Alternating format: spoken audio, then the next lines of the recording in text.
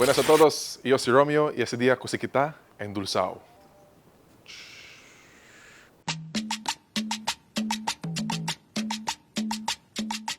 Esta receta estaba en influencia del mga Chino Chavacano, or as I like to say, Chinocano.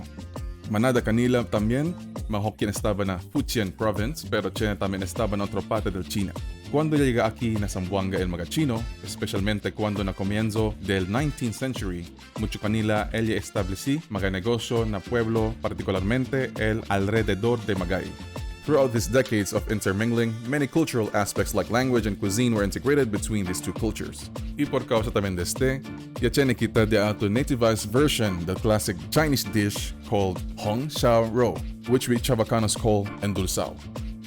Na un olla, pone kita con un taza de jugo de piña, media taza de taoyu, 3 cucharas de dark soy sauce, 4 dientes de ajos, 2 pedazos de cebollón, media taza de panocha, un pedazo de canela, 3 pedazos de laurel, cucharita clavo de comer, un pedazo de anís, cucharita de pimienta polvo. Mezcla en buenamente. Aumenta agua hasta puede asumir con el carne. Pone kita con el 1,5 kilo de pierna de puerco. Asegura na sumido kayo el carne. Así hirve con este por 2 horas.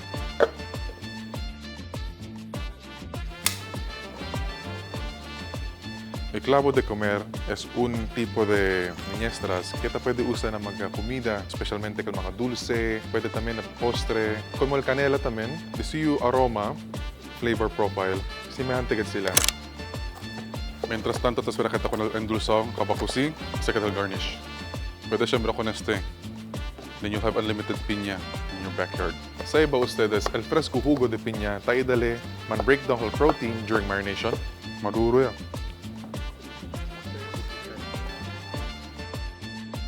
Na un karahay, pone kita con piña y azúcar. Después, carameliza con este.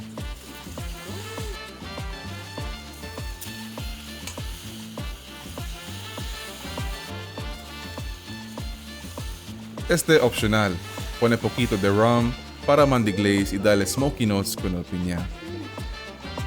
Now we need to cook it. Kaya bin burache datong piña.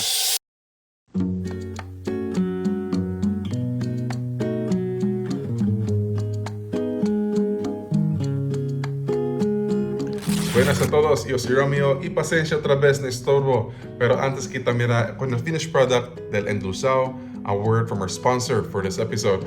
Actualmente, mucho que na comments del damon mga pasar reels, taman request ko ng endulzao. Uno también a quien personalmente man request ko namon si Sir Joseph Yo, un verdadero Chinocano.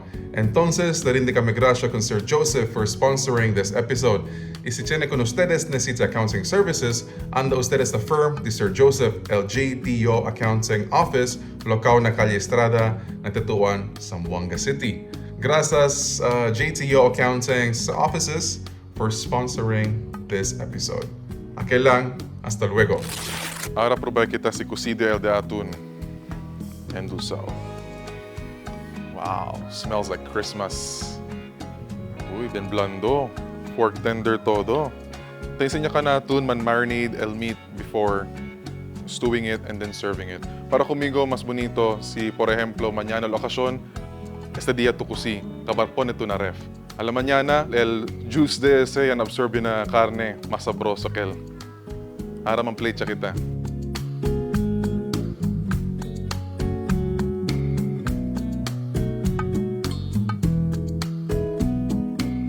Si te pensa ustedes akalya, ipakita ka ba?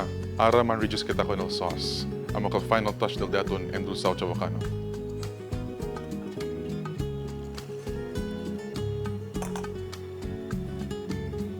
Importante, antes tu man reduce ko na dito yung sarsa, probaan ito para pwede ito midi. Si cosa ba ito necesita aumenta o mengkwa.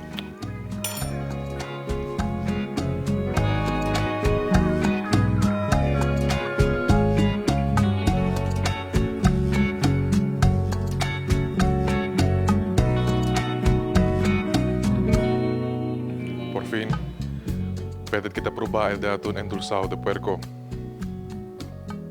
Bien blando. Bien blando.